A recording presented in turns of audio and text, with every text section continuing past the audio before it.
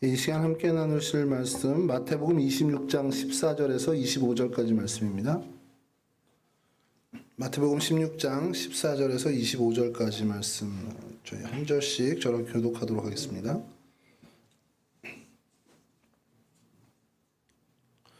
그때 12 중에 하나인 가룟 유다라 하는 자가 대제사장들에게 가서 말하되 내가 예수를 너에게 넘겨주리니 얼마나 주겠느냐 하나 그들의 삼십을 따라 주거를 그가 그때부터 예수를 넘겨줄 기회를 찾더라.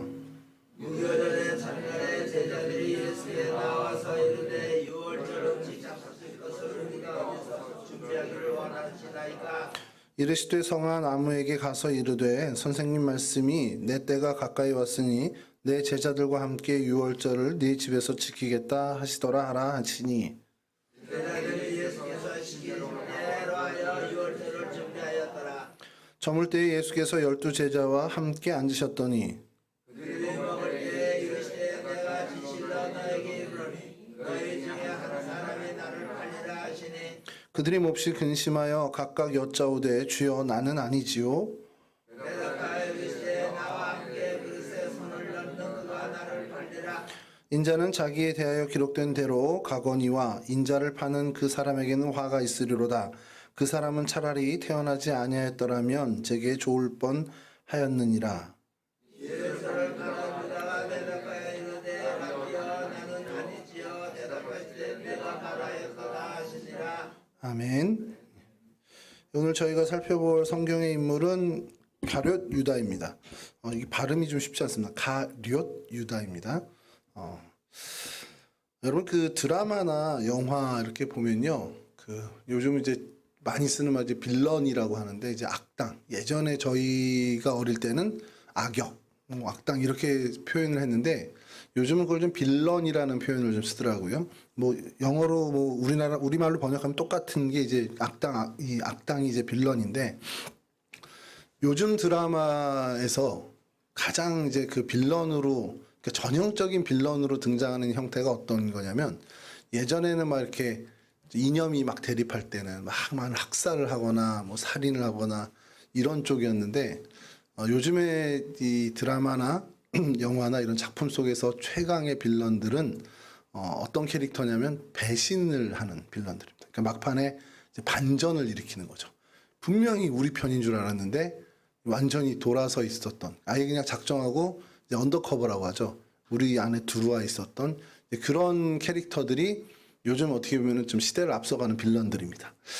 그런 면에서 이게 배신이 사람들 감정상 우리 마음에는 사실 제일 좀 어떻게 보면은 안 좋은, 악독한, 그러니까 제일 나쁜 어떤 그런 행태라고 좀 생각을 하는 게 사람들 사이에 있다라는 겁니다. 인류 역사에서요, 배신의 아이콘이 둘이 있다고 합니다. 한 명은 블루투스 넘어져 하면서 시저의 등에 이제 칼을 꽂았던 그 블루투스고, 또 하나는 바로 오늘 저희가 다뤄볼 가룟 유다라는 거죠. 가장 비열한 사람으로, 그리고 어떻게 보면 가장 배은망덕한, 그리고 정말 가장 욕을 많이 먹는 인물 중에 한 사람, 전 세계적으로 온 인류의 역사상 가장 욕을 많이 먹는 인물이라고 하면 이 가룟 유다라고 이야기를 한다라는 겁니다. 심지어 제가 이제 유다를 찾아보다가 심지어 어느 정도로 이 유다라는 이름이 쓰이느냐, 이런 배신의 아이콘으로 쓰이냐면, 여러분 주다스 고트라고 해서 유다 염소라고 혹시 들어보셨습니까? 저도 이번에 조사를 처음 발견했는데, 여러분 갈라파고스라는 지역 섬이 있었어요.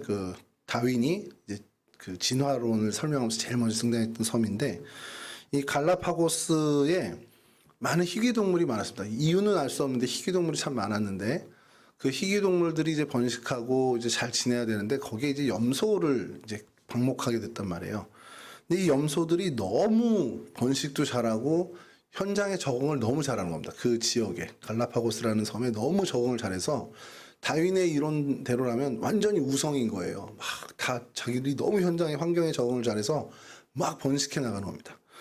6년 정도 갈라파고스의 염소를 너무 이제 너무 많아지니까 그 개체 수를 줄이기 위해서 우리 돈으로 한 70억 원을 들이면서 이 6년여 작업을 했답니다. 그때 도축된 염소가 8만 마리 정도라고 했으니까 어마어마하게 많이 이제 번식을 한 거겠죠. 자, 근데 그 염소를 어떻게, 그러니까 이게 막 다 비탈이나 이런 절벽 이런 데 숨어 있으니까 쉽게 포획하기가 어려운 겁니다. 그래서 헬기를 타고 총을 쏘기도 하고 사람들에게 뭐 그 주변 사람들에게 가서 이제 사냥을 하게끔 허가도 하고 막 이렇게 했는데도 감당이 안 되는 거죠. 그래서 생각해낸 방법이 마지막 단계의 방법이 염소에게 이제 분비액을 바르는 거예요. 다른 염소를 유인하는 이제 호르몬제를 이렇게 바르는 거겠죠. 그래서 풀어놓습니다. 213마리를 풀어놓은 거예요. 걔네가 유다 염소입니다. 왜냐면 걔네들이 다 이제 GPS를 차고서 막 온 동네 돌아다니면서 이제 유혹해가지고 막 염소들을 저 뭐 절벽 속에 있는 동굴 속에 있는 염소들 다 끌어내잖아요. 그때 포획을 하는 겁니다. 그래서 그때 불려졌던 그 염소 이름이 유다 염소, 주다스 고트라고 해서 유다 염소라고 불렸다는 거예요. 그러니까 죽음의 자리를 이끄는 염소들이잖아요. 그거를 지칭할 때 다른 여러 단어를 놔두고 뭐 꼬시는 염소 뭐 이런 것도 있을 텐데 다 놔두고 유다 염소라는 이름을 붙일 정도로 이 유다라는 이름은 이 배반 이런 거에 대해서 완전히 대표적인 아이콘이 됐다라는 것이죠. 그리고 배반 행위나 어떤 그 가식적인 호의를 일컬어서 지칭하는 영어식 표현이 유다의 키스라는 표현을 실제적으로 쓰고 있고요. 그리고 감옥 같은 데서 이쪽은 안 보이는데 저쪽 안을 좀 감시하려고 이렇게 구멍을 내놓잖아요. 저쪽에서는 이제 못 보고 그것도 주다스 홀이라고 하거나 주다스 윈도우라고 하는 이 유다의 이름을 사용한다는 겁니다. 그러니까 감시용이나 아니면 어떻게 보면은 몰래 들여다본 이거를 이 유다라는 이름으로 사용한다는 것이죠. 그러니까 이 가룟 유다라는 이 뜻, 이 유다라는 뜻이 배반, 멸시, 혐오스러움 이런 어떤 안 좋은 이미지를 다 갖고 있는 단어가 되어버렸다는 거죠. 그 이유는 단 하나 예수를 배반한 이 가룟 유다로부터 시작됐다는 겁니다. 근데 이 유다라는 이름 그 자체로는 굉장히 뜻이 좋습니다. 하나님을 찬양하다의 그 찬양이 바로 이 유다예요.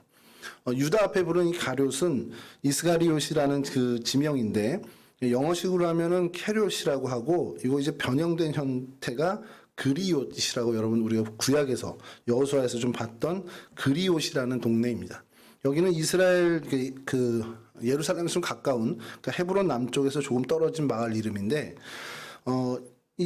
굳이 이 지명 이름을 이 유다 앞에 붙인 이유가 뭐겠습니까? 우리 뭐 성경에 대해서 많이 우리가 접하면서 이제 많이 경험했지만 이 이스라엘 사람들의 이름은 중복되는 게 굉장히 많아요. 그러니까 지파 이름도 많이 쓰고 또 많이 이 사람들의 이름 붙이는 습관이 뭐였냐면 우리 조상들 중에 훌륭한 사람의 이름을 갖다 차용하는 경우가 되게 많았습니다. 그러니까 이 동네에 뭐 저 동네에 다 유다는 다 있는 거예요. 예수가 이제 호세하고 또 여호수아라는 이름이란 말이에요. 나사렛 그 동네에만 예수가 있는 게 아니라 이 동네 저 동네에 예수가 많습니다. 그러니까 주님을 지칭할 때 나사렛 예수라고 특별히 지칭하는 것처럼 이 유다 역시 주변에 유다가 너무 많다 보니까 가룟 유다라는 특별히 이 사람을 지칭하기 위해서 이 지역 이름을 붙이게 됐다라는 것이죠. 여러분 12사도 중에 특이한 것이 11명이 북쪽 갈릴리 출신입니다. 이제 우리가 다 이렇게 하다 보면 성경 조사하다 보면 11명이 이제 다 북쪽 출신인데 유다만 이 남유다, 그러니까 남유다 출신 사람이에요. 그러니까 이것도 굉장히 좀 이따 살펴보겠지만 독특한 그의 경력이 될 수 있습니다. 아버지는 이제 시몬이라고 요한복음 13장 2절에 시몬의 아들 가룟 유다라고 이제 지칭을 하고 있습니다. 근데 유다라는 이 인물을 참 연구하기가 어려운 것 중에 하나가 우리가 아는 이 성경 외에는 특별히 유다에 대해서 기록된 기록들이 굉장히 없습니다. 그러니까 다른 제자들이나 뭐 그렇게 비중 없는 사람들에 대한 이야기도 어느 정도는 다뤄지는데 이 가룟 유다에 대해서는 정말 다뤄지지 않는 어쨌든 정말 대표적인 인물이라는 것이죠. 후대에 나온 책들에도 거의 없는데 아랍복음이라는 책이 있대요. 그래서 뭐 저도 보지는 못했는데 이 책에서만 이 유다에 대해서 언급한 부분이 있는데 그 언급한 부분이 단 하나. 그가 어릴 때부터 귀신에 사로잡힌 사람이다라는 그런 기술이 있다고 합니다. 그러니까 뭐 다분히 이제 의도적인 거겠죠. 다분히 유다를 좀 폄훼하고 유다에 대해서 어떤 가치를 계속 떨어뜨리기 위해서 어떻게 보면 그렇게 기록한 기록일 수도 있습니다. 오늘날 유대인뿐만 아니라 뭐 기독교 문화를 받은 영향의 나라에서는 뭐 당연히 그렇지만 유대인조차도 이 유다라는 이름을 자식에게 잘 안 붙인다라는 겁니다. 뭐 다른 이름을 붙일지언정 이 유다라는 이름을 짓지 않는 이유가 뭐 당연히 이 가룟 유다 때문입니다. 이 유다라는 이름의 그 이미지가 뉘앙스가 굉장히 부정적으로 사실은 이제 완전히 정착이 되어버렸기 때문인 거죠. 근데 가룟 유다가 태어날 그 당시의 유다 이름은 어땠을까라는 거죠. 그 당시 유다라는 이름은 엄청 좋은 이름이었습니다. 많은 사람들이 이렇게 좀 어떻게 보면 높일 수 있는 추앙하는 그런 명예로운 이름이었습니다. 가까이에는 그 나라의 어떤 애국자 중에 유다 마카비라고 여러분 한 번쯤은 들어보셨을 그 마카비의 이름이 유다였다라는 거죠. 유다 마카비라는 이름을 가진 애국자 중에 애국자가 있었고요. 또 성경에 유다라는 등장인물이 참 많죠. 특별히 이 유다 지파의 조상이 되는 야곱의 넷째 아들 유다도 있었습니다. 그래서 좀 이 말씀을 준비하다가 성경에 유다라는 이름을 가진 사람이 얼마나 있을까 하고서 좀 한번 찾아봤어요. 이게 뭐 다 찾은 건지 잘 모르겠습니다만 제가 찾은 사람만 8명입니다. 한번 들려줘 볼게요, 여러분. 야곱의 넷째 아들이 이제 유다 지파의 조상이 되는 그 유다가 있고요. 예수님 족보를 저희가 마태복음이 아닌 누가복음에서 이렇게 찾아가다 보면 이제 역으로 올라가잖아요. 예수님의 족보가 올라갈 때 바벨론 포로 이전쯤에 예수님 족보에 등장하는 유다가 한 명 있습니다. 누가복음 3장 30절인데요. 이건 뭐 제가 그냥 읽어드릴게요. 그 위는 시므온이요, 그 위는 유다요, 그 위는 요셉이요, 그 위는 요남이요, 그 위는 엘리야김이요. 이렇게 이제 있습니다. 거기에 유다가 또 나오고요. 그 다음에 느헤미야 때 예루살렘 성을 감독했던 사람이 있는데 느헤미야 11장 9절을 제가 좀 읽어드리면 시그리의 아들 요엘이 그들의 감독이 되었고 하스누아의 아들 유다는 버금이 되어 성읍을 다스렸느니라. 감독관 중에 하나가 유다였습니다. 그리고 이제 신약으로 넘어와서 예수님의 형제 중 한 사람이 누가 있죠? 유다가 있습니다. 유다서를 기록한 유다가 있죠. 그리고 예수님의 12제자 중에 가룟 유다 말고 야고보의 아들 유다가 또 등장을 합니다. 이거는 뭐 다데오의 다른 이름이기도 한데요. 그 유다가 있고요. 6번째로 바사바라는 유다가 있는데 이 사람은 좀 경력이 특이한 게 예루살렘 교회에서 신라와 함께 바울 그리고 바나바 이 사람에서 파송을 하는데요. 예루살렘 총회의 결정을 전하는 이제 안디옥 교회로 이제 편지를 전하는데 그때 그 동행한 인물로 등장하는 사람이 이 바사바 유다라는 사람이 등장을 합니다. 사도행전 15장 22절인데요. 이에 사도와 장로와 온 교회가 그중에서 사람들을 택하여 바울과 바나바와 함께 안디옥으로 보내기를 결정하니 곧 형제 중에 인도자인 바사바라 하는 유다와 실라더라. 이 바사바라는 이름은 여러분 혹시 기억을 하실지 모르겠습니다만 그 마띠아를 선출할 때의 경쟁 상대였던 사람이 바사바 요셉, 유수도라고도 하는 이 바사바. 이 바사바라는 뜻이 안식의 아들이라는 뜻입니다. 이게 바가 아들이라는 뜻이죠. 바요나 시모나 그럼 요나의 아들 시모나 이렇게 되는 것처럼 바디메오 그럼 디모데의 아들 이렇게 되듯이 이 사바가 이제 안식이라는 의미니까 바사바 유다 그러면 안식의 아들 이렇게 좀 됩니다. 그래서 바사바라는 이름의 유다가 또 하나 있고요. 그다음에 갈릴리의 반란자가 하나 있죠. 이제 가말리엘 선생이 이제 제자들을 그냥 놔둬라. 하나님이 하신 거면 흥할 거고 아니면 그냥 다 망할 거다라는 얘기를 하면서 갈릴리의 그 유다를 모르냐. 그가 이제 막 이렇게 반란을 일으켰다. 이제 망했다. 이런 얘기를 하고요. 그 다음에 8번째, 이건 제가 저도 요번에 처음, 그 전에 거는 그래도 맞아. 있었지. 보면서 맞아. 이게 옛날에 한번 봤었지. 이렇게 되는데 요번 거는 정말 제가 너무 새롭게 그러면서 회개를 좀 했습니다. 사도행전 9장 11절에요. 제가 좀 읽어드리겠습니다. 주께서 이르시되 일어나 직가라는 거리로 가서 유다의 집에서 5사람 사울이라는 사람을 찾으라. 그가 기도하는 중이니라. 사도 바울의 눈에서 비늘 같은 걸 벗기게 할 때 이제 아나니아가 안수를 하잖아요. 이제 그 전에 아나니아에게 하나님께서 지시를 합니다. 야, 너 직가라는 거리에 가서 그 사울이라는 청년을 만날 텐데 가서 네가 안수해라. 내가 이방인들 위해서 따로 세운 사람이다. 이렇게 하나님 설명하시잖아요. 그거는 많이 들었는데 그 직가라는 그건 성경 문제에 많이 나온단 말이에요. 직가 이렇게 뭐 스트레이트 뭐 뭐 스트리트인가 하여간 직선 거리라는 거예요. 그 집가는 많이 나오는데 유다의 집이라는 걸 생각지도 못했던 겁니다. 제가 뭐 성경 문제에서 틀렸으면 기억을 했을 텐데 그래서 다시 보니까 집가라는 거리에 가서 유다의 집이라네. 거기에 이제 또 유다가 등장을 합니다. 이렇게 총 8번이 이제 성경에 등장하는데 일단 제가 찾은 건 8번입니다. 혹시 여러분들 더 찾으시게 되면 알려주시면 감사하겠고요. 여하튼 이 찬양, 찬미라는 뜻을 가진 유다가 히브리 사람들에겐 굉장히 흔한 이름이에요. 그리고 명예로운 이름이었고요. 당시엔 그렇게 많이 퍼져 있었던 이름입니다. 오늘날 가룟 유다를 이제 뜻하는 이름은 굉장히 부정적이죠. 영어권에서도 그렇고 뭐 유럽에서도 그렇고 심지어 우리나라에 우리 이제 기독교 안에서도 우리 개신교 안에서 유다라는 이름은 그렇게 좋아하지 않습니다. 근데 이 영어 단어도요 되게 흥미로운데 여러분 화면 좀 보시면 가룟 유다와 일반 유다를 저렇게 구분해서 씁니다.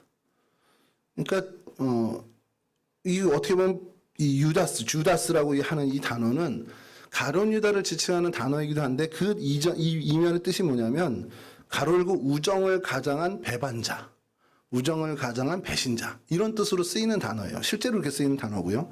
나머지 이제 이름으로 쓰이는 유다는 이제 뒤에 이제 DAH를 쓰든가 아니면 E자로 끝나는 주드 이렇게 표시를 하고 있습니다. 그러니까 이만큼 유다라는 이름이 이 세대에 와서도 2000년이 지난 지금까지도 와서도 사람들에겐 굉장히 부정적인 이미지로 완전히 자리 잡았다라는 것이죠. 그 이유는 뭡니까? 단 하나죠. 주님을 배반한 그 배반의 행위 때문이라는 거죠. 아까 처음에 말씀드렸지만 요즘 드라마, 근데 요즘 드라마뿐만이 아닙니다. 이 드라마의 전체적인 이제까지 역사를 보면 이 배반이라는 건 굉장히 좋은 소재가 돼요. 저 사람이 내 편인 줄 알았는데 아니야. 그런 반전, 또 나랑 굉장히 각을 세우면서 싸운 줄 알았는데 나중에 알고 보니까 그게 나를 위해 했던 일이야. 그러니까 어쨌든 이 반전이라는 것을 굉장히 사람들이 선호를 한다는 겁니다. 집중을 하게 되고요. 그런 어떤 좋은 소재로 쓰이는데 그 대표적인 어떻게 보면 이 빌런의 대표적인 이 배반, 배신, 반전 이런 것들을 가진 대표 단어가 바로 이 유다라는 겁니다. 여하튼 뭐 가룟 유다가 예수님의 공생의 초기부터 이 12제자 가운데 뽑혀서 3년 동안 예수님과 동거동락을 합니다. 여러분 그 얘기는 무슨 얘기냐면 다른 제자들과 마찬가지로 함께 파송도 됐었고요. 주님이 주신 권능으로 마귀도 쫓아냈었던 경험이 있었던 사람이라는 것이고 병을 고치면서 복음을 전한 경험이 있는 그런 사람이라는 것을 의미합니다. 주님과 동거동락한 12명의 사도였다는 것은 이것을 의미해요. 여러분 당시 유대 사회에 여러 가지 정치적 종교적인 갈등이 많았죠. 로마의 식민지로 있다 보니까 많은 혼란한 상황에 처해 있었습니다. 이때 가룟 유다가 어떤 입장에서 그랬는지 모르지만 이 예수님을 은 30냥을 받고 정치적 종교적 희생양으로 내어주는 배반 행위, 배은망덕한 행위를 저지르게 됩니다. 이런 그 사람을 생각하면 뭐 분함도 생겨나고 많은 감정이 교차되는데 여기서 이 이야기가 우리가 고칠 수는 없는 이야기니까 그럼 사람들이 많은 생각을 하게 됩니다. 그럼 왜 예수님 따른 거야, 쟤는? 이런 근본적인 질문이 붙게 되죠. 그리고 그 3년간 따라다니면서 도대체 3년 동안이나 따라다녔는데 초반에 아니다 싶어가지고 뭐 돌아섰으면 모르지만 3년을 같이 했는데 왜 저런 선택을 했을까라는 그런 약간 분함과 더불어 그런 질문들이 드러나게 되는데 그래서 이 교회사 안에서도 교회 역사 속에 이 이야기에 대한 많은 논쟁들이 있습니다. 정말 많은 이야기가 있고 정말 많은 소위 말하는 주장들이 펼쳐졌습니다. 왜 유다가 예수님을 팔았을까? 유다의 그때 심령을 뭐였을까? 그러면서 이제 그게 신학적인 논제로까지 발전하면서 뭐 하나님의 예정이 어떻다 이런 얘기까지 발전해요. 오늘 좀 그걸 다루려고 하는데 여러분 예수님께서 처음부터 그가 자신을 팔자임을 알고 있었는가? 없었는가? 이것도 굉장히 신학적 논쟁입니다. 알았다면 왜 그를 12제자 가운데로 불러들이셨는가? 몰랐다면 주님은 정말 모르셨을까? 이제 그렇게 이제 많은 것들이죠. 그러니까 유다와 관련해서 정말 많은 부분이 풀리지 않은 채 여전히 신학적 난제로 남아있는 것이 사실입니다. 이 난제를 우리가 오늘 속 시원하게 해결할 수는 없어요. 절대 할 수 없습니다. 누가 와도 못합니다. 그냥 우리가 오늘 할 것은 성경 내용을 좀 중심으로 해서요. 그동안 학자들이 연구한 내용을 좀 살펴보는 겁니다. 살펴보면서 우리가 그래도 이런 교훈은 얻을 수 있겠구나라는 것을 좀 하는 그런 의미를 좀 갖자라는 겁니다. 유다라는 성경의 인물을 하기까지 굉장히 갈등이 많았습니다. 아니 끝까지 안 하고 싶긴 했어요. 왜냐하면 어렵거든요. 너무 어렵고 이게 어떻게 얘기하느냐에 따라서 가우지 목사 저렇게 생각해? 라고 하는 어떻게 보면 선입견을 드릴 수도 있습니다. 이게 뭐 나중에는 뭐 후에도 얘기해 주겠지만 뭐 칼빈의 예정론까지 막 얹어가면서 이게 막 논쟁이 되거든요. 여하튼 그 가룟 유다의 그 성경 안에서 기록된 가룟 유다의 내용을 좀 보고요. 그다음에 신학자들이 이야기한 그것들을 좀 살펴볼 텐데, 그러기 위해서 가룟 유다의 좀 특징을 성경에서 어떤 특징을 지었는지 좀 저희가 살펴보는데 한 7가지로 좀 이제 분리가 되더라고요. 여러분 가룟 유다가 예수님의 제자로 선택된 다음에 뭘 맡았다고 저희가 알고 있습니까? 여러분 그냥 흔히 알고 있는 돈괴를 맡았다고 표현이 되는 게 재물을 맡은 겁니다. 쉽게 얘기해서. 여러분 뭐 지금도 그렇지만 재물을 맡는다는 건 보통의 신망으로 되지 않습니다. 교회들도 재무는 그래서 장로님들이 이렇게 하시잖아요. 그리고 저희 교회 이렇게 좀 이렇게 장로님들이 나눠가면서 하시지만 또 많은 교회들은 한 번 맡으면 끝까지 은퇴 때까지 하시는 그런 식으로 이 재무라는 것이 어렵기도 하고 좀 쉽지 않은 어떻게 보면 그런 많은 신임이 있는 그런 그 분이 맡게 되죠. 그리고 전문성이 떨어져서는 안 됩니다. 아주 무슨 뭐 그쪽으로 뭐 전문가여야 돼, 세무사여야 돼, 그건 아니라 하더라도 어느 정도 좀 수리에 좀 밝은 분이 하는 게 맞다라는 거죠. 여러분 예수님의 12제자 중에 수리에 밝고 유능한 사람이 누구였을까요? 딱 한 번에 떠오르지 않으세요? 전직을 보면 알잖아요. 예수님은 전직 목수였으니까 아니었을 것 같고, 다른 사람들은 뭐 어부들이었으니까 아닐 것 같고, 특이한 전직을 가진 사람이 세리, 마태가 있었습니다. 재물을 맡아야 된다라고 하면 이 전문성에서 수리에 밝은 사람 그러면 당연히 마태가 해야 되는 게 아닌가라는 거예요. 그게 보통의 상식이고 성경학자들도 여기에 대해서 이제 연구를 하게 된 겁니다. 그럼에도 불구하고 이 일행 중에 재물을 유다가 맡았다. 이거는 수리의 밝은 면에서도 마태에 못지 않은 사람이었을 거고 마태 이상의 주변에 신임을 얻은 사람이었을 거라는 겁니다. 그리고 거기에 이제 플러스 아까 처음에 말씀드린 것처럼 북쪽 출신이 아닌 남유다 수도 예루살렘 근처 헤브론의 작은 마을, 어떻게 보면 도시 출신, 그러니까 야 남유다 출신이잖아 이렇게 된 거죠. 요즘 말로 하면 야 강남 출신이잖아 이렇게 된 겁니다. 그렇게 보는 거죠. 수리에 밝고 유능한 사람이었다. 그리고 주변에 어느 정도 신망을 받은 사람이었다는 것을 성경 내용에서 찾아볼 수 있는 겁니다. 유다의 이제 특징 중에.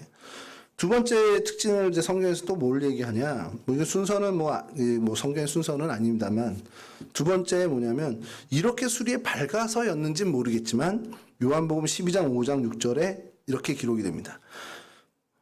띄워주시면 좋겠습니다. 요한복음 12장 5절에서 6절. 여러분 잘 아는 기사입니다.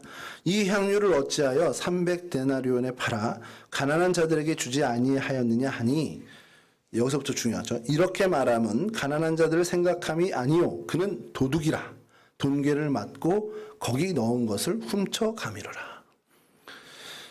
향유가 300데나리온이라는 걸 바로 그 자리에서 얘기할 수 있는 쇼핑몰을 이제 두루두루 검색을 많이 했는지 모르지만 시세를 너무 잘 알고 있었죠.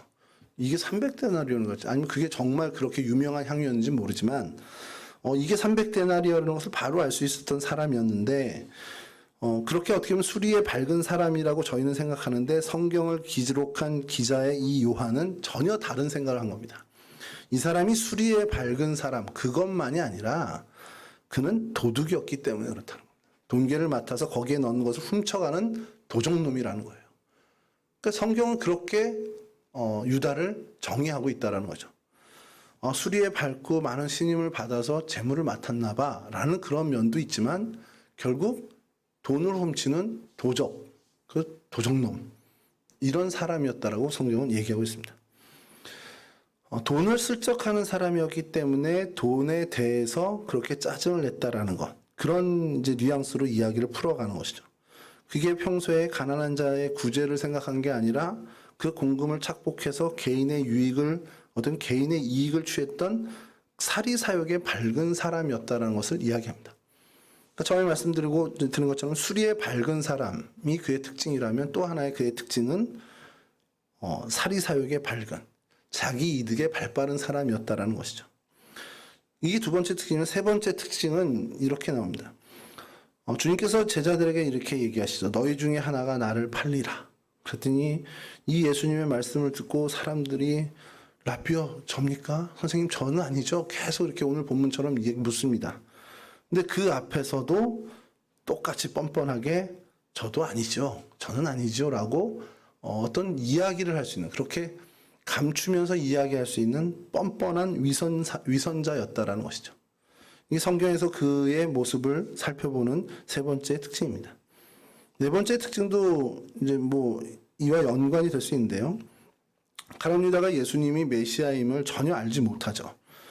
존경하는 수준의 랍비 정도는 생각했을는지는 모르겠습니다만, 그가 주님을 예수님이라고, 베드로처럼 어떤 그런 멋진 고백을 통해서까지는 아니더라도, 아, 나의 주님이시구나, 정말 우리의 주님이시구나, 메시아시구나라는 것을 깨달았다면 그런 선택을 하지 않았을 텐데, 그런 깨달음을 전혀, 그러니까 그런 걸 발견할 수 없는 수준의 영적인 통찰력을 가진 사람이었다라는 겁니다.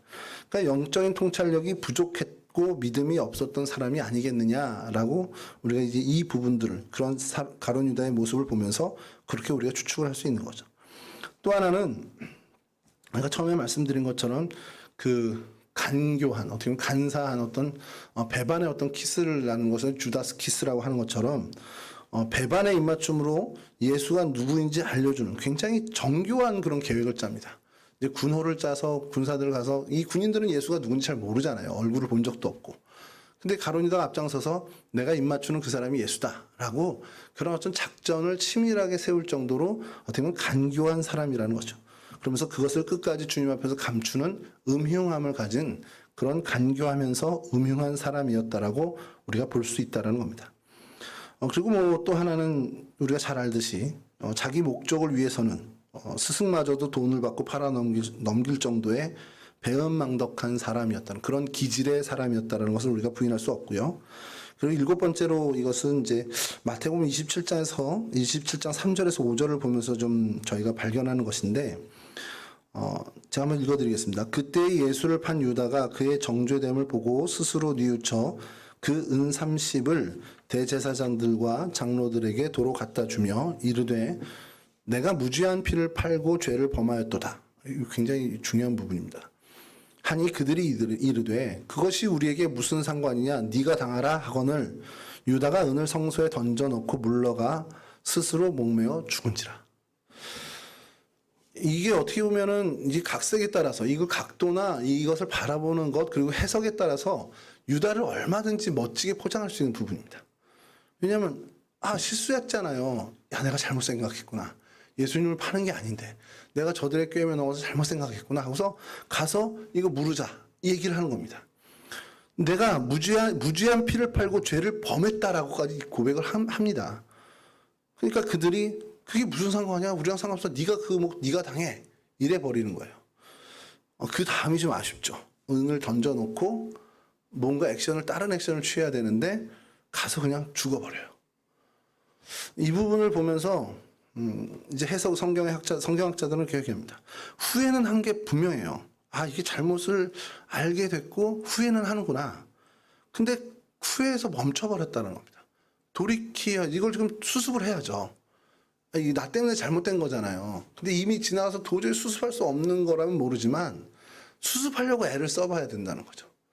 지나간 거는 어쩔 수 없지만, 여러분 구약의 제사 중에 속죄제와 속건제가 이렇게 나눠지잖아요. 속죄제는 내가 하나님 앞에 범죄해요. 근데 이거는 이미 지나가서 어떻게 할 수가 없는 거예요. 그럼 속죄제를 드립니다. 하나님 앞에 피를 올리고 정말 번제로 불사를 태우면서 하나님 앞에 속죄제를 해요. 속건제는 뭐겠습니까? 똑같이 하나님 앞에 범죄했을 때 넌 이제 속건제를 드리는데, 속건제는 왜 다를까요? 속죄제랑. 속건제는 돌이킬 수 있는 거거든요. 내가 저 사람 돈을 떼어먹었구나. 이거 하나님 앞에 죄구나. 그러면 속죄제가 아니라 속건제를 드리면서 그걸 돌이켜야 됩니다. 그 떼어먹은 돈을 다시 갖다 주는 거죠. 이자를 져서 갖다 주든 뭐라든 그것을 다시 원상복구할 수 있는 그때, 근데 그 죄는 사라지지 않으니 죄는 없이 할 제사를 드려야 되는 게 이 속건제죠. 유다에게 필요한 것이 속죄제인지 속건제인지 잘 모릅니다. 그 경계에 있는 듯합니다. 예수님께서 돌아가신 후는 아니니까 속건제에 가까울 수도 있는데, 거기서 십자가형을 이제 진행하고 있는데 빼올 수는 없으니까 또 속죄제를 해야 되는 것일 수도 있고, 근데 어쨌든 간에 뭔가라도 액션을 취해야 된다는 겁니다. 자신이 잘못한 것에 대한 뭔가 어떻게 보면 다시 원상복귀까지는 아니더라도 바꿔야 하는 액션을 취해야 되는데 그렇지 않고 그냥 던져놓고 나가서 자살을 해버리죠. 이 모습을 보면서 성경학자들이 뭐라 그러냐면 이 사람은 책임의식이 결여된 사람이었다라는 거죠. 그러니까 성경에서 이 유다에 대해서 기술하는 내용들을 보면 이런 내용들입니다. 뭐 수리에 밟고 유능했던 사람이고 사리사욕에 어쩌면 사로잡힌 사람, 그리고 뻔뻔한 위선자, 영적 통찰력이 없는 사람, 또 음흉한 사람, 또 배은망덕한 사람, 그리고 책임의식이 결여된 사람, 이렇게 평가를 하고 있다는 겁니다. 자, 이런 특징들을 생각하면서 우리가 이제 논쟁이 되고 있는, 또 논의가 되고 있는 것을 좀 살펴서 들어가 봐야 되는데, 그 논의의 초점이 뭐였냐면, 많은 신학자들이 이제 논쟁하는 것 중에 큰 주제가 하나가, 가룟 유다가 왜 예수님을 따르게 됐을까? 또 어떻게 예수님을 따르게 됐을까라는 거예요. 이렇게 될 운명의 가룟 유다잖아요. 우리는 이제 결과를 알고 있으니까. 가룟 유다가 왜 예수님을 따랐을까? 그러면서 아주 일부 학자들이 굉장히 진보적인 얘기를 하는데 이건 좀 소개만 해드릴게요. 자, 이 엘리트 의식을 좀 갖고 있는 수도 예루살렘 주변에 살면서, 그러니까 우리로 치면 이제 수도권에 거주하면서 많은 문화들과 현 정세, 정치의 이야기를 많이 듣는 사람입니다. 로마의 압제에 있어요. 마카비의 그 혁명도 받고 좌절하는 많은 것들을 봤습니다. 우리로 치면 3.1 운동이 꺾이는 것도 봤고, 많은 그 임시정부의 활동들이 무산되는 것, 막 독립운동, 독립전쟁, 독립을 위해서 애쓰는 사람들이 막 잡혀가는 것들을 보면서 지식인으로서 많은 좌절을 하는 그런 것과 비슷한 경험을 가룟 유다가 해가는 겁니다. 일부 의견입니다. 이건 여러분들 들어보시면 좀 소개만 하는데요. 자, 그런데 그 마음엔 계속해서 이 유다의 독립을 위해서 갈망하고 있습니다. 그래서 뭐 열혈 당원들과 함께 손도 잡기도 하고 막 이럴 텐데, 유다의 어떤 막 인기몰이를 하는 한 사람이 등장을 합니다. 저 새라면, 저 정도의 사람을 운집시킬 수 있다면, 야, 저 사람을 통해서 우리가 독립을 꾀볼 수도 있지 않을까 하고서 이제 관찰을 하기 시작합니다. 그런데 하는 이야기가 원수를 사랑해라, 평화, 막 이런 얘기만 하니까, 저 사람의 메시지가 계속해서 영향력 있게 퍼져나가면, 야, 우리 유대인들은 다 나약해지겠구나. 그냥 로마에 그냥 순응하는 사람들이 되겠구나, 라는 생각을 했다라는 거예요. 그래서 이 열혈청년 가룟 유다는 저 사람을 제거해야겠다, 그런 생각으로 그의 제자가 되어서 두루와 이 일을 벌였다라는 겁니다. 굉장히 소설 같은 얘기죠. 이건 그러니까 아주 일부의 학자들이 얘기하는 겁니다. 그러니까 언더커버예요. 들어와 가지고 이제 근데 이게 뭐 전혀 그 근거 없다 이렇게 할 수 없는 것이, 당시에 그런 청년들이, 그런 어떤 사람들이 정말 많았다라는 겁니다. 로마에 정말 무력으로라도 항거해야 되는데, 이제 그 사람들이 볼 때는 예수님은 정말 달갑지 않은 사람인 거예요. 저 정도 세를 모으고 저 정도 사람을 모을 수 있는 사람이면 독립운동을 해야지, 이상한 소리를 하고 있는 거죠. 가난한 사람 뭐 밥을 주고 그냥 뭐 원수를 사랑하라, 이런 하나님 나라라고 하면서 얘기를 하는, 평화의 메시지, 사랑의 메시지만 전하고 있으니 정말 불만이 있었을 겁니다. 그런 기록들이 있고 그런 것들을 이 성경학자들이 연관해서 가룟 유다도 그런 일원 중에 하나가 아니었겠냐라는 그런 식의 이야기를 하는데, 이제 반박하는 성경학자들이 뭐라고 얘기하냐면, 그 정도의 생각을 가졌다면 아무리 둔한 북쪽 출신 11명의 제자가 아무리 둔해도 눈치챘을 거라는 거예요. 근데 그들이 가룟 유다가 계속해서 이야기하는 것, 마지막에 그거 있잖아요. 너희 중에 누가 날 팔 거야? 그랬더니 접니까? 서로 소란한데 가룟 유다를 의심하는 사람은 하나도 없는 거예요. 그 정도로 그냥 치밀하게 했다? 쉽지 않을 거라는 겁니다. 뭐가 드러나도 우리 주머니 속의 송곳은 늘 드러나듯이, 가룟 유다가 그런 언더커버로 들어왔다면 분명히 티가 났을 거고, 너희 중에 한 사람이 날 팔 거야 라는 주님의 말씀에 제자들 사이에서는 그래도 가룟 유다겠구나, 이런 생각들이 펼쳐졌을 거라는 거죠. 근데 그들 역시도 마지막 순간까지도 가룟 유다에 대해서 의심하는 사람이 없었다라는 것. 그래서 그런 걸로 봤을 땐 이 의견은, 이 주장은 큰 어떻게 보면은 근거는 없다라는 것이 이제 학계의 주장이고 주류의 주장입니다. 이에 어떻게 반박하는 성경학자들은 뭐라고 얘기하겠습니까? 유다의 예수님을 따르는 제자 활동을 보면서 뭐라고 얘기냐? 크게 다르지 않을 거라는 거예요. 나머지 11제자와 크게 다르지 않을 거라는 거죠. 예수님의 교훈에 감화되고 예수님의 능력에 어떻게 감동받고 그러면서 정말 예수님을 경이롭게 여겨서 예수님을 따랐을 거라는 겁니다. 근데 이제 나머지 11명의 제자들과 좀 차이가 나는 부분은 아까 말씀드린 그 출신이 굉장히 중요한데 이 성경학자들이 그 출신 굉장히 따지더라고요. 그가 어쨌든 엘리트식이 있고 나름대로 시대와 정치적인 어떤 정세들을 읽는 사람이다 보니까 그런 기대감과 정말 그 예수님의 능력에 따라서 정말 예수님을 따랐는데 그런 어떤 조금의 정치적인 기대를 가지고 있었던 것이 점점 무너지더라는 거죠. 그런 경험을 했을 거라는 겁니다. 그 기대감이 계속해서 무너지는 경험을 한 이 유다를 이 성경학자들은 주목을 하는 겁니다. 예루살렘 인근 출신이다 보니까 많은 것들을 경험하고 또 교육받을 기회도 많았을 거고 그러다 보니까 소위 엘리트로서 그 나라의 어떤 열악한 상황들까지도 마음에 담는 부담감을 갖고 있었을 터인데 그 다른 제자들과는 다르게 그러한 것들에 대한 기대감을 갖고 있었을 거고 그것이 점점 무너지면서 그의 선택이 자꾸 안 좋은 선택으로 몰려간 것이 아니냐라는 것이 주된 성경학자들의 주류의 설명입니다. 그럼 이 부분에 대해서 가룟 유다는 다른 애초에 배반을 하고 들려온 건 아니다라는 것이 우리가 좀 어느 정도 확인할 만한 일이고 다른 여타의 제자들과 비슷하게 주님을 따랐으나 조금은 정치적인 어떤 메시아를 기대한 것이 다른 제자들과 좀 차이가 있겠구나라는 것을 그런 가능성을 어느 정도 우리가 얘기할 수 있습니다. 자, 근데 이제 중요한 것이 이제 두 번째 저희들이 초점을 맞춰야 될 얘기인데 이제 여러분과 제가 이게 떠안아야 되는 숙제 중에 하나입니다. 이 가룟 유다에 대해서 그러면 이거 하나님 계획 안에 있던 얘기 아니야? 이렇게 되는 겁니다. 이게 굉장히 무서운 얘기일 수 있어요. 어차피 가룟 유다는 이렇게 될 운명이었잖아. 어차피 가룟 유다는 가룟 유다가 배반 안 했으면 예수님 십자가가 없는 거 아니야? 그 예수님의 구속사역도 없는 거 아니야? 이렇게까지 얘기할 수 있게 된다는 겁니다. 성경학자들이 여기에 고민이 많아요. 이게 출발이 된 것은 뭐냐면 가룟 유다에 대해서 연구하는 많은 사람들이 성경학자들이 스승을 배반하고 제사장에 넘긴 이 이야기를 그냥 단순히 인간적인 배신감 때문에 배반하고 이거 정치적인 기대 어떤 그것 때문에 정치적인 기대가 있다고 한다면 그냥 단순히 그건 아닐 거 아니야라는 식으로 좀 과도하게 깊이 파고 들어가서 아까 처음에 얘기한 언더커버 얘기처럼도 나오고 막 이러는데 어떻게 결과가 엉뚱하게 튀어갔냐면 굉장히 애국자로 만들어버리는 겁니다. 이 유다를. 로마의 그 권력에 항거하는 엄청난 애국자예요.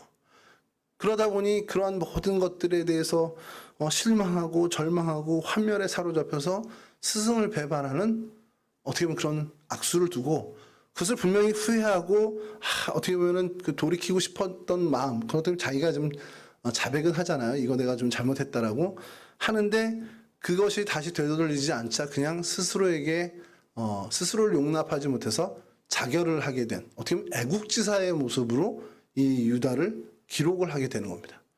전혀 동의할 수 없는 부분이긴 한데 사실은 그렇게 실제로 성경학자들 중에 그렇게 가게 되고요. 또 하나는 거기서 머물면 좋은데 이거 하나님의 예정에 의해서 이루어진 거 아니냐는 거예요. 그럼 유다는 책임 없잖아. 이렇게 되는 겁니다. 역으로 얘기하면 뭐냐면 유다가 그래. 자기가 거기서 돌이켜서 뭔가 사람을 모아서라도 예수님을 탈출시켰다. 그럼 예수님의 십자가 사건이 없어지는 거잖아요. 그럼 우리는 여전히 원죄의 문제를 해결받지 못하고 사실은 어떻게 보면 교회도 출발을 못하게 되는 거죠. 그러니까 유다는 당연히 그때 그렇게 배신을 해야 되고 예수의 죽음에 기폭제가 돼야 되고 그럼 하나님으로부터 이런 표현까지 씁니다. 하나님으로부터 쓰임받은 거 아니야? 이렇게 되는 거죠. 자, 여기서 설교를 마치면 여러분도 어떻겠어요? 와, 굉장히 좀 큰일 났다. 이제 가우진 목사 저거 얘기는 안 해주고 저 끝내려고 하네. 근데 진짜 시간이 지금 거의 다 돼가지고요. 간략히 말씀드리면 애국자로도 혹은 어떤 숙명론적인 상황의 희생자로도 어떻게 보면 몰아가는 어떻게 보면 그 설명에 가는 성경학자들의 이야기가 있지만 성경은 분명하게 얘기합니다. 그를 도적이라고 얘기하고요.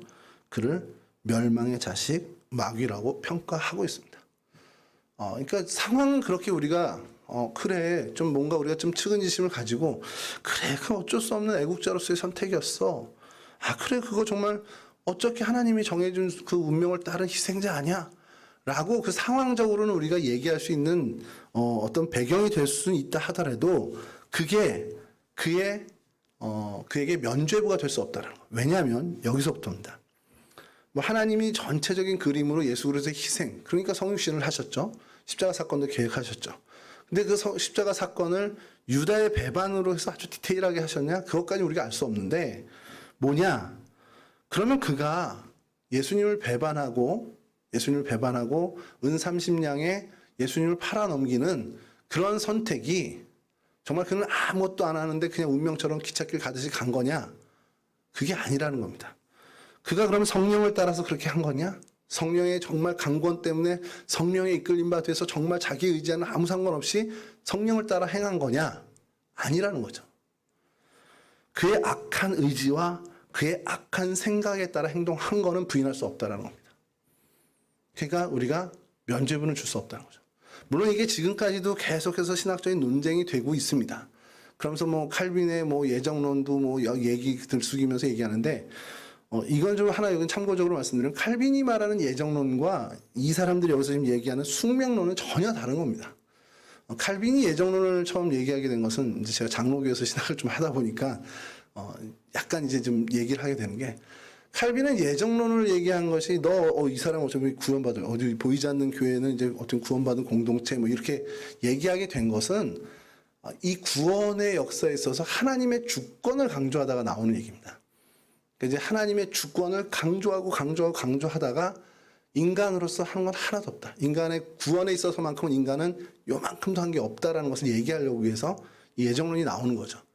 여기 숙명론은 아예 정해진 겁니다. 기찻길이 정해서 레일이 갈림길도 없이 그냥 정해져 있는 거죠. 거기에 유다가 어떻게 보면 따라갔다라는 겁니다. 만약에 그게 진실이라면 유다는 책임이 없습니다. 근데 말씀드린 것처럼 유다가 그럼 이렇게 한 선택, 어떻게 보면 예수를 팔게 된 그 모든 일이 성령의 감화 감동 때문에 그가 성령을 따라 걸어간 일로 나온 결과냐? 왜 아니라는 겁니다. 그의 의지, 그의 생각, 그의 어떻게 보면은 결단에 따라서 그의 선택에 따라서 나온 결과라는 거죠. 그러니까 고스란히 그가 책임을 져야 하는 몫이라는 겁니다. 사실 이게 결론이죠. 오늘날의 성경학자들의 논쟁에 의한 결론인데, 뭐 어쨌든 저희가 아는 하나님은 뭔가를 행하시기 전에 이 사람은 저주의 대상이야, 저 사람은 뭐 축복의 대상이야 이렇게 해놓지 않는다라는 것 우리가 알고 있고요. 모든 인간에게 자신이 선택할 길에 대해서 하나님은 어떤 선택의 기회를 자유의지라고 우리가 얘기하는데 그것을 부여해 줍니다. 그렇기 때문에 어떠한 사람도 자신의 죄악에 대해서는 변명할 여지가 없습니다. 내 죄에 대해서 내가 할 것은 변명이 아니라 회개밖에 없다라는 거죠. 유다가 배신자로 남게 된 결정적인 이유가 뭐겠습니까? 그가 배신을 했기 때문에 배신자인가요? 성경에서는 사실 그렇게 얘기하지 않고 있습니다. 드러내놓고 얘기하고 있지는 않지만 성경이 그 이후의 이야기를 계속 전개해가면서 이 유다에 대해서 어떻게 보면 변호를 해주고 있는 듯한 모습이 뭐냐면, 유다가 은 30냥이 예수님을 팔았기 때문에 배신자가 됐냐? 그게 아닌 겁니다. 여러분, 예수님을 배신한 사람이 유다밖에 없습니까? 우리가 너무 잘 알고 있는 베드로는 어땠습니까? 3번 부인했죠. 이거 배신 행위 아닌가요? 3번을 부인했는데 부인의 정도가 나 저 사람 몰라요가 아닙니다. 여러분, 성경 사복음서를 잘 보세요. 한 번씩 그 베드로의 부인 장면들을 뭐 우리말 성경으로라도 한번 좀 풀어서 보시기 바랍니다. 완벽하게 예수를 저주합니다. 완전히 저주예요. 우리 이제 방송에 삐 처리되는 거 이상으로 저주를 합니다. 베드로도 예수님을 배신한 배신자예요. 정도의 차이는 좀 있을 수 있겠지만 유다 못지않은 배신자입니다. 근데 이 성경은 그 이후에 베드로를 배신자로, 오는 인류의 역사는 베드로를 배신자로 여기지 않습니다. 유다는 배신자로 여기고 지금까지도 유다는 저주받은 이름으로 사람들이 기피하는 경원하는 이름인데 이 베드로는 왜 아닐까요? 둘 다 배신했는데. 제일 큰 차이는 여러분과 제가 잘 알고 있는 우리 오늘의 결론, 회개입니다. 가룟 유다는 후회의 감정이 일었어요. 그리고 죄의식을 느꼈고 함께 범죄를 공모한 대제사장들에게 가서 어떻게 보면 자신의 선택을 돌이키고자 했습니다. 근데 가서 한 것은 그저 후회의 선언뿐이었다는 것이죠. 그가 그곳에 갈 것이 아니라 베드로처럼 밖에 나가 심히 울고 통곡하며 하나님께 용서를 구했어야 된다는 겁니다. 성경은 그걸 얘기하고 싶어 하는 겁니다. 그래서 결국 죄의식에 사로잡혀 자살하는 것이 아니라 하나님 앞에 회개하고 다시금 단단해진 주님의 제자로 돌이켜서 정말 주님의 그 복음 사역에 쓰임 받았어야죠. 그렇게 된다면 아까 말씀드린 숙명론도 아무 문제가 없어집니다. 그렇죠? 예수님 십자가는 이미 벌어진 일이고 유다는 멸망받지 않습니다. 그럼 유다는 그 숙명론의 희생자가 되지도 않죠. 그러니까 결국 그가 이렇게 된 것을 하나님이 뭐 하셨다, 하나님의 숙명론 때문에, 이거는 우리가 더 얘기할 필요가 없다라는 겁니다. 자, 오늘 여기까지입니다. 말씀을 마치겠습니다. 여러분, 주님께서 시몬의 가룟 유다에게 하시는 말씀, 태어나지 않았으면 저에게 좋았겠다라는 이 표현은 숙명론을 얘기하는, 쟤는 안 태어나는 게 이미 정해져서 태어난 그런 얘기를 하는 게 아닙니다. 이건 랍비식이 어떻게 보면은 안타까움을 표현하는 건데, 그냥 정말 안타까운 인생이라는 것을 정말 최선의 감정을 다해서 표현하는 겁니다. 네가 안 태어났으면 이런 일을 보지 않았을 텐데, 인생을 살지 않았다면, 나를 만나지 않았더라면 네가 이렇게 멸망의 존재가 되지 않았을 텐데. 다른 11제자는 이제 주님이 그 다시 오시는 그때 다시 만나 기쁨의 재회를 하겠지만, 유다는 영원히 주님과 만날 수가 없는 그 안타까움에서 주님께서 이야기하셨다는 겁니다. 여러분, 주님이 오늘 이 유다를 읽은 저희들에게 요구하시는 것은 뭐겠습니까? 유다와 저희가 받은 은혜를 한번 차이를 비교했으면 좋겠습니다. 이 마지막으로 요것만 좀 할 텐데 시간이 좀 더 갔어도, 여러분, 유다가 받은 은혜, 여러분과 제가 받은 은혜를 비교하면 우리 은혜가 더 클까요? 저는 그게 좀 생각이 다른 게, 여러분, 이 땅의 인류 역사가 몇 년이 됐는지 생물학자가 다르고 과학자가 다 다르고 우리 성경에서 이야기는 다른데 6,000년이라고 치자고요. 6,000년 이 지구상에 왔다 간 많은 생명, 인류가 얼마나 많겠어요. 수를 셀 수가 없겠죠. 파악조차도 못할 겁니다. 자, 그 모든 인류를 통틀어서 이 땅에 인간의 몸을 입고 오신 주님과 동거동락하며 선택받은 12명은 주님이 다시 오는 그날까지 이 12밖에 없습니다. 여러분, 이게 얼마나 큰 선택의 은혜입니까? 없어요. 더 나중에, 그래요. 100년 뒤에 누가 또 몇 명 더 생긴데, 뭉쳐야 찬다주처럼 다시 오디션 봐서 뽑는데, 이게 아니에요. 그냥 끝난 겁니다. 이 12명으로 끝입니다. 심지어 사도 바울까지도 그 경험을 하지 못했어요. 근데 유다는 주님과 이 땅에 인간의 몸을 입고 오신 성자 하나님과 3년 동안에 동거동락을 하며 주님을 내 눈앞에 모시고 동행했습니다. 여러분, 그런 은혜를 받은 사람이에요. 근데 여러분, 그런 은혜를 받은 사람이 멸망의 대명사가 되어버렸다는 거. 여러분, 그러면 이건 뭘 우리에게 주님이 교훈을 주시느냐? 받은 은혜가 그렇게 큰 자도 그렇게 멸망의 길을 선택하고 갈 수 있다면, 그것과 비교되지도 않는 은혜를 갖는, 그 정말 10,000,000분의 1이나 되겠습니까? 저희가 받은 은혜가.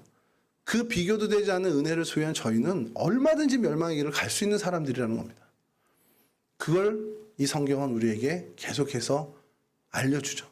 그럼 우리가 그런 적은 은혜, 그들과 비교했을 때 비교할 수도 없는 그 적은 은혜를 받은 우리가 멸망의 길로 가지 않으려면 뭘 해야 되겠습니까? 오늘 핵심 키워드, 회개입니다. 회개의 발빠른 자가 돼야 된다는 거예요.